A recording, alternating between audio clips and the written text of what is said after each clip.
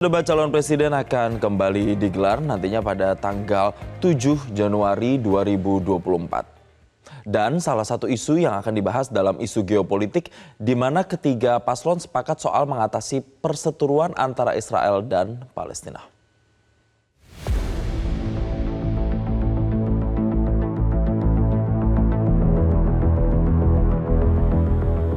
Awal tahun 2024 publik akan kembali menyaksikan adu gagasan dari para capres-cawapres di debat Pilpres 2024.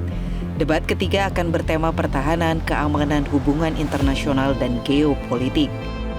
Dari sejumlah visi misi yang tertuang dalam dokumen visi misi para kandidat, ketiga paslon sama-sama memasukkan penyelesaian konflik Palestina dalam gagasan mereka. Calon Wakil Presiden nomor urut 1 Muhaimin Iskandar atau Gus Imin mengatakan komitmen bersama untuk mewujudkan kemerdekaan Palestina harus segera dihadirkan.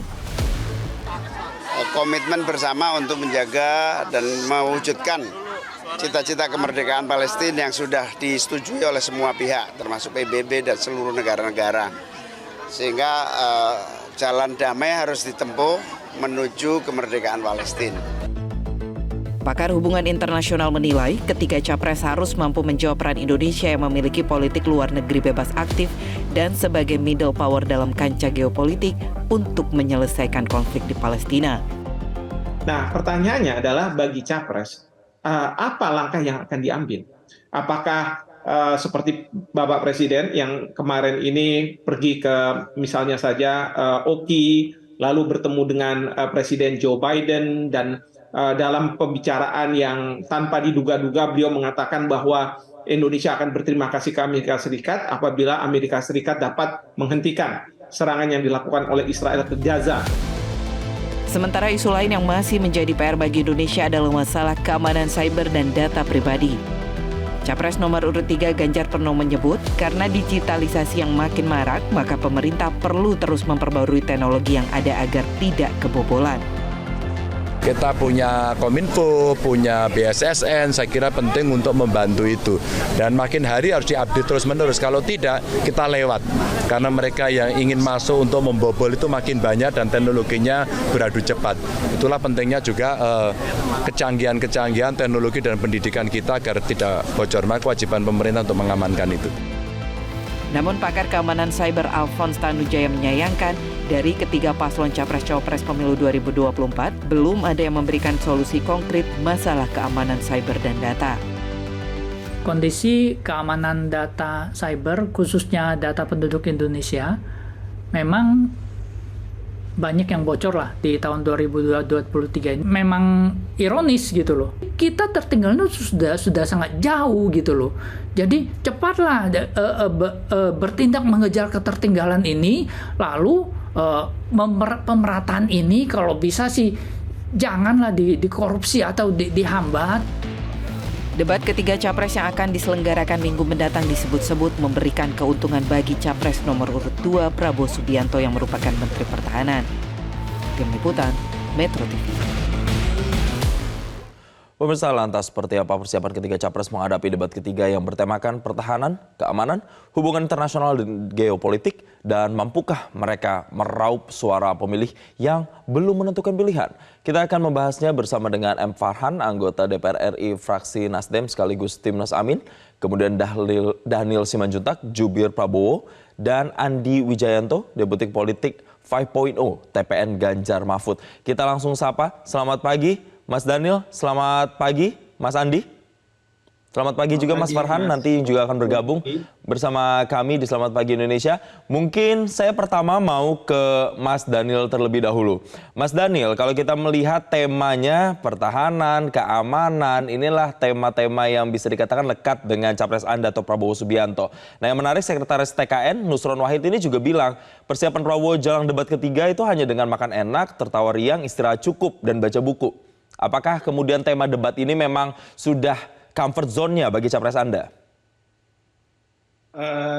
Yang jelas Pak Prabowo tentu tetap mempersiapkan segala sesuatunya dengan baik. Meskipun tentu tema debat kali ini adalah tema yang memang didalami oleh Pak Prabowo selama ini, baik secara teoritik maupun secara operasionalistik. Ya, ini Pak Prabowo memang bekerja dan mendedikasikan hidupnya selama ini di isu-isu pertahanan dan isu-isu hubungan luar negeri, diplomasi pertahanan, geopolitik dan geostrategis dan sebagainya. Artinya bukan sekedar disebut tadi istilahnya comfort zone-nya Pak Prabowo, tapi ini salah satu perhatian utama Pak Prabowo terhadap eksistensi negara, bagaimana kita bisa membangun peran Indonesia di tengah-tengah masyarakat dunia. Selain kuat pertahanan kita juga memiliki hubungan diplomatik yang baik dengan negara lain dan punya peran yang signifikan di tengah perkancahan nasional internasional, baik itu secara geopolitik dan geostrategis. Begitu, Mas. Baik, saya mau pindah ke Mas Andi. Mas Andi, yang juga menarik adalah saat di Boyolali, Jawa Tengah, capres Anda Ganjar Pranowo ini semacam mengkritik kebijakan Menteri Pertahanan alias Prabowo Subianto yang membeli pesawat tempur Mirage 2005 bekas dari Qatar. Dan ini plus sudah mendapatkan masukan katanya dari teman-teman di Komisi 1 DPR RI. Apakah nanti kritik ini yang akan dibawa di panggung debat capres pada tanggal 7 Januari mendatang? Ya, yang pertama karena Mas Ganjar latar belakangnya bukan militer dan juga bukan diplomat, maka Mas Ganjar harus tampil dengan perspektif yang memang beliau yakini penting untuk memperjuangkan kepentingan nasional kita di isu politik luar negeri, pertahanan, dan keamanan. Ya, salah satu cara Mas Ganjar pernah menjadi anggota DPR, jadi memahami bagaimana pengawasan harus dilakukan terhadap program-program yang dilakukan terkait dengan 3 isu tersebut.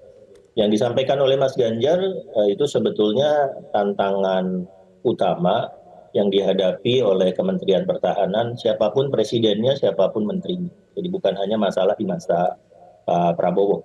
Kita selalu mengalami masalah karena ketika di masa Pak SBY dirancang rencana strategis untuk 2024 yang dimulai dari tahun 2006 sampai hari ini di masa Pak SBY 12, di masa Pak Jokowi 12, asumsi yang dipakai untuk merancang rencana strategis itu tidak pernah dipenuhi.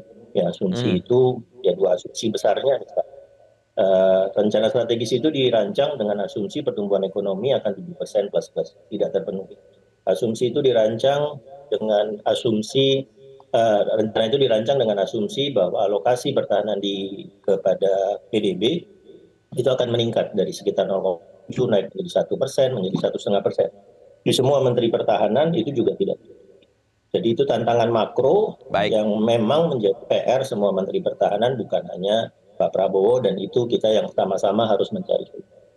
Baik, saya kembali lagi ke Mas Dhanil. Kita akan bicara soal spesifik terkait yang pertama adalah pertahanan, kemudian nanti saya akan singgung juga cyber dan juga terkait dengan geopolitik. Kita ke yang ke pertahanan, kita dalami dulu. Kalau saya mencoba membedah visi misi dari semua capres begitu ya, kalau di Prabowo sendiri ini kan berfokus terhadap peningkatan jumlah anggaran pertahanan dan juga modernisasi alutsista. Sementara yang kita tahu anggaran yang masuk RAPBN untuk Kemenhan ini salah satu yang tertinggi atau peringkat 2 di tahun 2024 yaitu sekitar 133 triliun. Kemudian di 2023 ini 144 triliun dan di 2022 itu 150 triliun. Nah, kenapa Prabowo masih ingin menaikkan lagi anggaran untuk alutsista? Fokusnya kemana sebenarnya atau spesifiknya kemana, Mas Dhanil?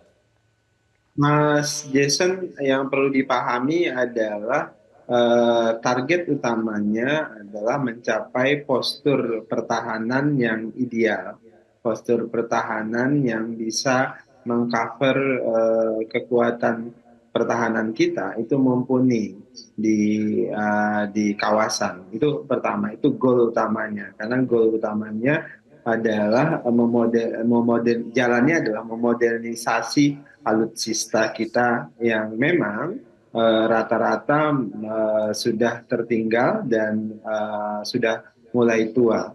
Maka salah satu pilihannya adalah memaksimalkan ketersediaan alutsista yang terbaik. Nah, salah satu caranya tentu adalah menyediakan anggaran yang cukup untuk membeli alutsista yang mumpuni. Nah, kalau dibandingkan dengan anggaran pertahanan negara-negara lain, sebutlah yang paling dekat saja, itu adalah Singapura yang kecil begitu. Itu anggaran pertahanannya, belanja alutsistanya sudah di atas 2% terhadap PDB. Sedangkan kita itu masih sangat rendah. Kita masih sekitar 0,7 sampai dengan 0,8% terhadap PDB. Artinya relatif sangat kecil belanja alutsista kita dan kita belum bisa mencapai postur pertahanan yang mumpuni. Nah, oleh sebab itulah salah satu target utamanya bagaimana kita bisa mencapai postur pertahanan yang mumpuni. Atau istilah Pak Prabowo itu adalah essential force. Nah, kita ingin mencapai essential force yang bisa membuat kita itu disegani, punya deterrent effect di dunia.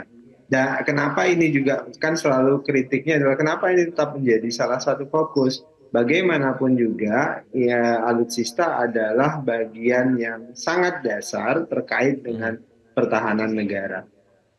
Baik, untuk mencapai postur pertahanan yang ideal tadi versi Pak Prabowo, makanya salah satu caranya adalah meningkatkan anggaran begitu. Nah, kalau saya ke Mas Andi kalau kita lihat di visi misinya Pak Ganjar, kalau spesifik soal pertahanan ini lebih mendorongnya ke sistem pertahanan 5.0 misalnya. Ada modernisasi alutsista juga sama, kesejahteraan prajurit, kemudian kemandirian industri. Tapi sebenarnya sistem pertahanan 5.0 yang dimaksud secara spesifik oleh Pak Ganjar ini seperti apa, Mas Andi? Ya, pada dasarnya harus relevan dengan perkembangan teknologi militer terkini ya. Itu sudah dirintis di masa Pak Purnomo Jusiantoro, dilanjutkan hingga Pak Prabowo, sehingga kita dalam pengadaan-pengadaan selalu berusaha untuk sesuai dengan teknologi militer terkini.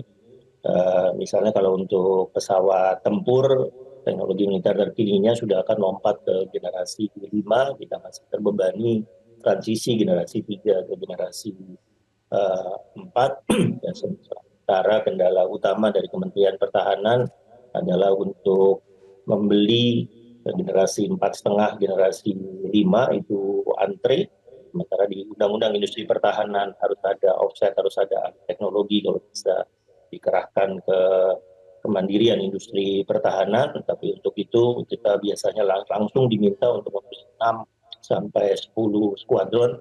Tidak bisa hanya membeli misalnya 6 pesawat atau bahkan cuma 2 skuadron, itu tidak bisa, tapi langsung dalam jumlah yang besar hingga offset dari teknologi untuk industri pertahanan kita tercapai.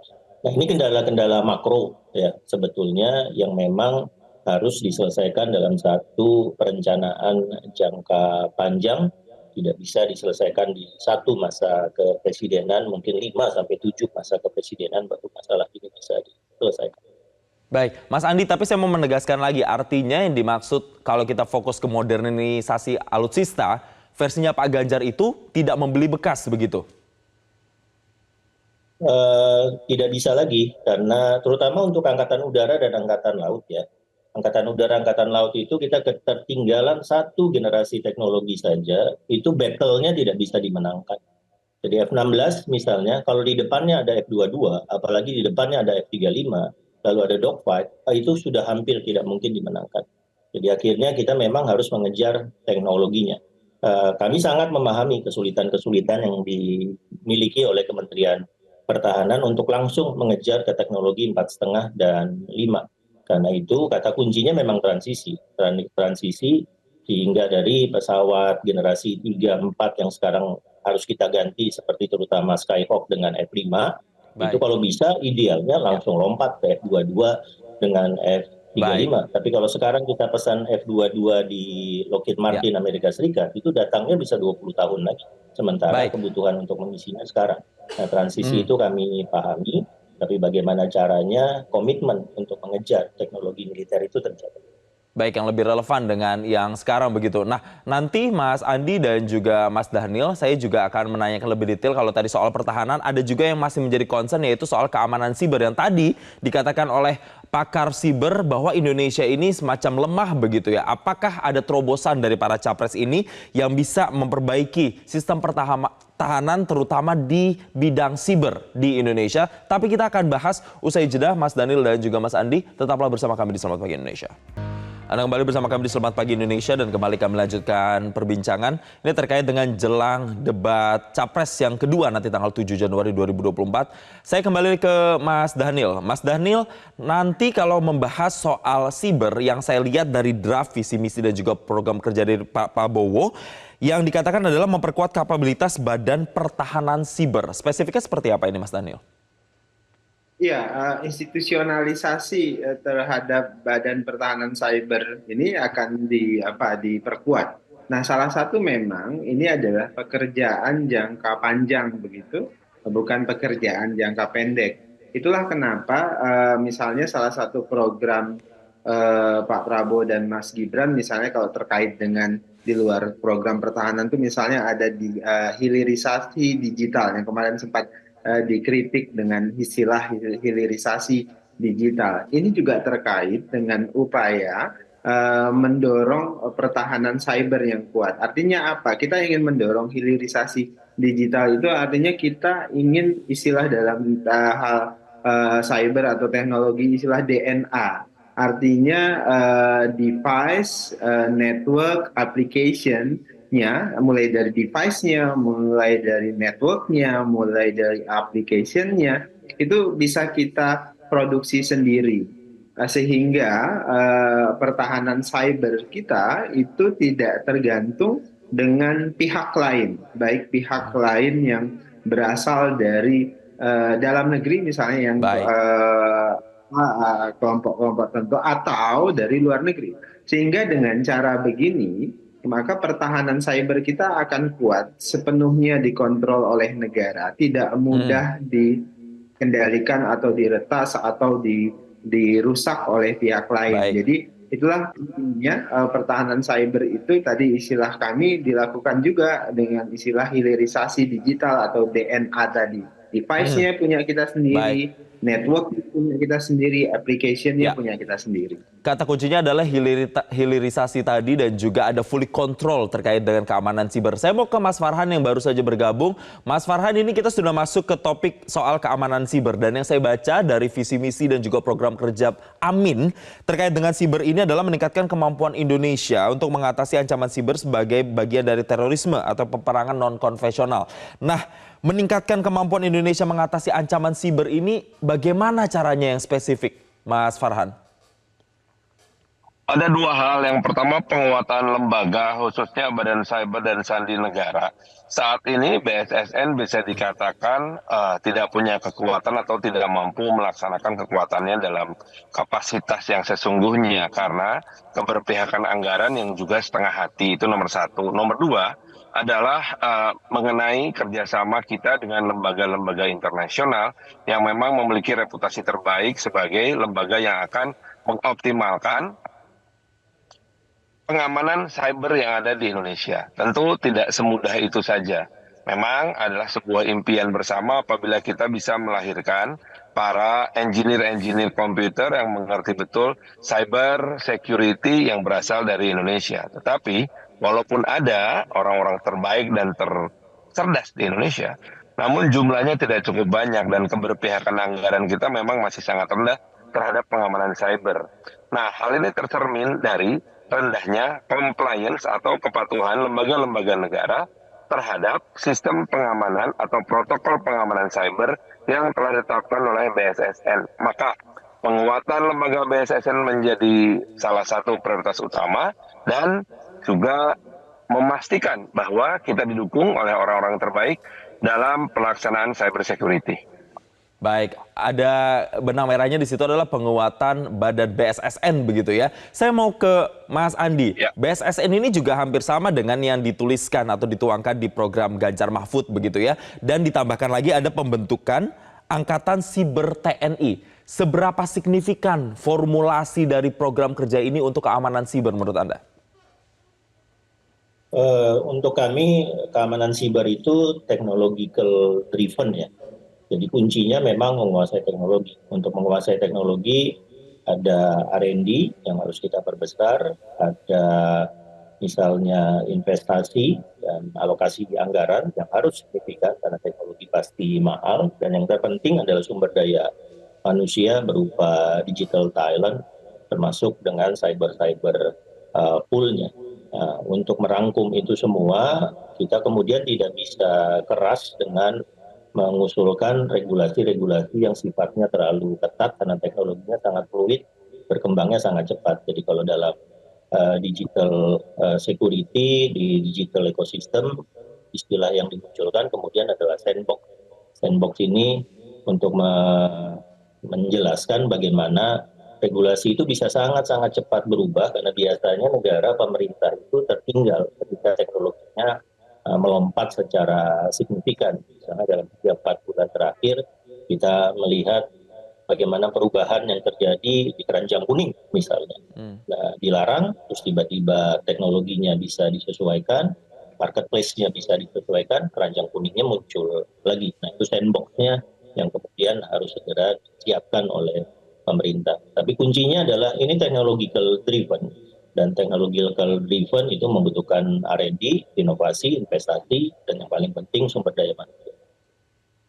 Baik, ini sebelum saya lanjut ke topik berikutnya yaitu soal geopolitik, terutama soal Israel-Palestina yang memang masih hangat sampai dengan sekarang. Saya mau minta pendapat masing-masing, singkat saja. Kalau tadi ada pengamat siber yang mengatakan dari sekian banyak paparan tadi belum ada yang bisa sesignifikan itu mengatasi soal bobroknya keamanan siber di Indonesia. Mungkin dari Mas Farhan dulu.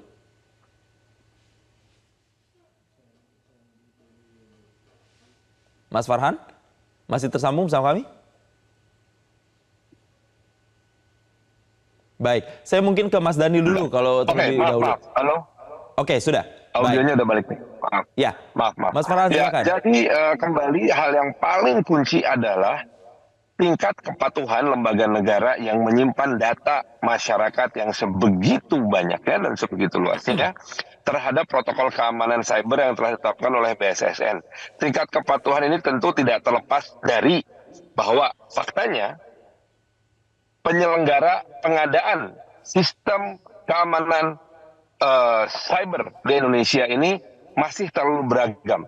Tidak ada satu standar yang bisa kita percaya dan ini tentu saja harus dibongkar lewat sebuah administrasi pengadaan sistem security yang baik. Baik. Kalau menurut Mas Daniel, dengan ada kritikan seperti itu, apakah program dari Capres nomor 2 ini belum signifikan itu? Ada dua hal yang penting. Pertama, tentu adalah sumber daya manusianya. Kita akan fokus memastikan kualitas sumber daya manusia yang memahami cyber, pertahanan cyber, itu teredukasi, tersedia, memiliki skill yang cukup untuk mengembangkan pertahanan cyber dengan baik. Itu pertama. Kemudian yang kedua, yang tadi yang sudah saya sebutkan di awal, hilirisasi digital itu juga terkait dengan upaya pertahanan. Supaya begini, karena selama ini penyedia pertahanan cyber kita itu berasal dari luar negeri, dari banyak negara-negara tertentu, sehingga kita tidak punya kemandirian, kita tidak punya kedaulatan penuh terkait dengan pertahanan cyber kita. Makanya hilirisasi digital yang tadi saya sebutkan, DNA atau device, network and application-nya itu harus kemudian murni kita bisa produksi sendiri dan kita buat sendiri. Kira-kira begitu. Baik, kalau dari Mas Andi sendiri menerima kritik dari pakar siber seperti apa?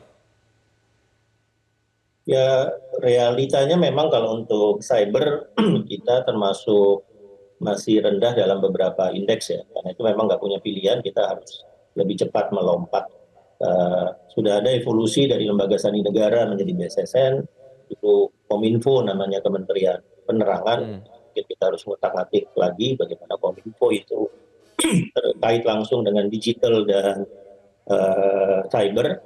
Kalau di visi misi kami mengusulkan simbolisasi melompat itu dalam pembentukan angkatan cyber. Jadi dari situ kelihatan transformasi besarnya langsung berupa satu lompatan organisasi, perubahan organisasi, membentuk angkatan cyber di Indonesia. Baik, sekarang kita pindah dari tadi sudah membahas pertahanan, siber, sekarang kita ke isu geopolitik yang juga jadi salah satu tema yang akan dibahas. Kalau membahas geopolitik ada soal Israel-Palestina yang masih hangat, saya mau ke Mas Farhan lagi. Mas Farhan, di paparan visi misi Amin, yang menarik adalah upayanya untuk bisa berperan sebagai anggota penting di forum internasional seperti ada G20, OKI, OECD untuk kemudian bisa menyelesaikan permasalahan geopolitik terutama Israel-Palestina. Seberapa signifikan diplomasi yang akan dilakukan melalui keanggotaan Indonesia di G20 dan juga OKI? Keanggotaan kita di lembaga-lembaga multilateral ini adalah keanggotaan yang tidak hanya sekedar sebuah keanggotaan yang formalitas. Kita harus secara aktif mengambil peran. Memang ada konsekuensi yang tidak ringan, yaitu kita harus memiliki para diplomat yang berkualitas tinggi. Saat ini, rekrutmen diplomat yang dilakukan oleh Kementerian Luar Negeri sudah sangat baik. Bahkan kita sudah melihat bagaimana keberhasilan Indonesia berhasil mendapatkan pengakuan sebagai anggota Dewan Keamanan, sebagai anggota Dewan HAM, dan juga terbukti memimpin G20 dengan baik. Problemnya adalah bahwa kita tidak cukup berani untuk menyatakan sikap keberpihakan. Baik. Nah, sikap keberpihakan ini akan jadi modal utama kita agar memiliki peran yang jelas di setiap lembaga-lembaga multilateral. Baik, saya sekarang pindah ke Mas Daniel. Selain ada upaya diplomasi, kalau dari Pak Prabowo sendiri, ini merumuskan adanya mendorong pembukaan KBRI di Palestina. Ya, tentu itu adalah komitmen historis ya. Artinya komitmen siapapun presidennya harus punya komitmen historis untuk membantu dan memperjuangkan kemerdekaan Palestina. Itu dari awal kita merdeka sampai dengan detik ini, itu komitmen historis, dan siapapun yang tidak melakukan itu tentu adalah pengkhianatan terhadap kemerdekaan kita sendiri. Nah, oleh sebab itulah Pak Prabowo membawa komitmen historis ini sebagai hutang yang harus dilunasi oleh negara, oleh Republik. Bagaimana caranya kita bisa berperan aktif secara maksimal, sekuat tenaga untuk memastikan Palestina merdeka itu segera hadir. Dan itu akan dilakukan oleh Pak Prabowo ketika beliau menjadi presiden, tentu dengan jalan ya memaksimalkan diplomasi luar negeri, termasuk selama ini Pak Prabowo sangat aktif melakukan diplomasi pertahanan dengan banyak negara, berkomunikasi baik dengan Amerika Serikat, berkomunikasi baik dengan China, berkomunikasi baik dengan Rusia, negara-negara Timur Tengah dan sebagainya. Nah, termasuk adalah upaya menggalang solidaritas, menggalang persatuan negara-negara OKI untuk memastikan semuanya bisa kompak menyokong dan mendorong Palestina merdeka. Ada upaya diplomasi, komitmen juga untuk membangun KBRI di Palestina. Bagaimana dengan Ganjar Pranowo untuk kemudian bisa mendukung pergerakan rakyat Palestina? Kalau komitmen tentang kemerdekaan Palestina itu sudah jelas dalam prinsip ideologis dari PDI Perjuangan yang mengusung Mas Ganjar. Itu salah satu dari PR Konvensi Asia Afrika Dasar Sila yang masih tersisa yang harus kita lunasi. Tapi dalam diskusi-diskusi dengan Mas Ganjar beberapa hari ini, antara lain yang kita persoalkan itu tumpulnya organisasi-organisasi multilateral internasional seperti yang tadi disampaikan oleh Kang Farhan. Ya, ketika PBB ditawarkan resolusi untuk melakukan gencatan senjata, seratusan negara setuju dengan resolusi itu, kemudian langsung tumpul ketika ada satu veto. ya di Dewan Keamanan PBB. Baik. Jadi tumpulnya organisasi-organisasi internasional multilateral ini yang juga nanti harus kita atasi sehingga suara dunia akan lebih didengar daripada suara kepentingan negara-negara tertentu. Baik, artinya hampir sama ketiganya mendorong ketajaman posisi Indonesia atau peran Indonesia di forum-forum bilateral dan juga multilateral atau forum internasional. Baik, nanti kita akan masih melihat bagaimana jurus-jurus ini nantinya dikeluarkan oleh para capres di debat tanggal 7 Januari 2024. Kita akan juga melihat siapa nanti yang akan menyerang atau hanya sekedar menyampaikan gagasan. Terima kasih Mas M. Farhan telah bergabung dan juga ada Daniel Simanjuntak dan juga Andi Wijayanto perwakilan dari masing-masing tim ses capres yang nanti akan berkontestasi. Terima kasih dan selamat bertugas kembali. Jelajahi cara baru mendapatkan informasi. Download Metro TV Extend sekarang.